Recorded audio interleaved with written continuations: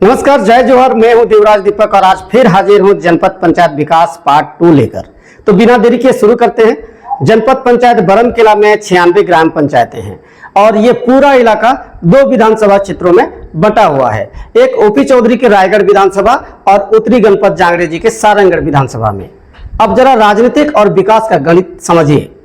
बरमकेला जनपद में कुल 25 जनपद सदस्य हैं, जिसमें वर्तमान में 15 भाजपा समर्थित और 10 कांग्रेस समर्थित सदस्य माने जाते हैं। और सामान्य सभा में बहुमत किसका? भाजपा समर्थित जनपद सदस्यों का।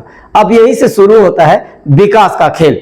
जनपद विकास निधि, 15वें वित्त की राशि, डीएमएफ मत, गौण खनिज मत, इन सभी योजनाओं की राशि कार्य योजना के आधार पर स्वीकृति होती है। लेकिन सवाल यह है कि क्या राशि का बंटवारा न्यायपूर्ण हो रहा है?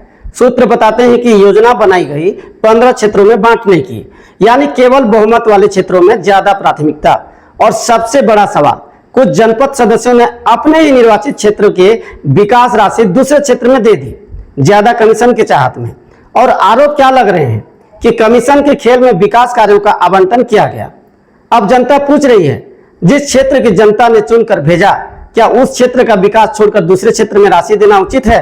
हालांकि इन प्रस्तावों का अनुमोदन सामान्य सभा बैठक में कराया गया, लेकिन क्या सिर्फ बहुमत से पारित हो जाना ही पारदर्शिता की गारंटी है? मेरा सीधा सवाल है वित्त मंत्री ओपी चौधरी जी से। हमने सुना है कि आपने बरमकेला के 15 भाजपा समर्थित जनपद सदस्यों को एकजुट रहने की बात कही। क्यों ना हो, होना भी चाहिए और अपने पार्टी के लिए नो डाउट, आपने ठीक कहा है। लेकिन आप 15 जनपद सदस्य का आवंटन राशि एक बार देखिए तो कौन कहां कहां कार्य क्या करा रहे हैं।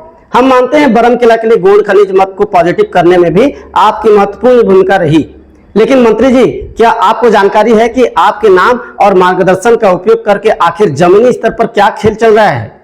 क्योंकि बरमकेला ब्लॉक की 32 ग्राम पंचायतें आपके विधानसभा क्षेत्र में आती है और अब सवाल उठ रहा है कि आखिर जनपद की राशि कहां कहां दी गई, किस जनपद सदस्य ने अपने क्षेत्र से राशि हटाकर दूसरे क्षेत्र में भेजी और किन कार्यों में राजनीतिक समीकरण हावी रहे।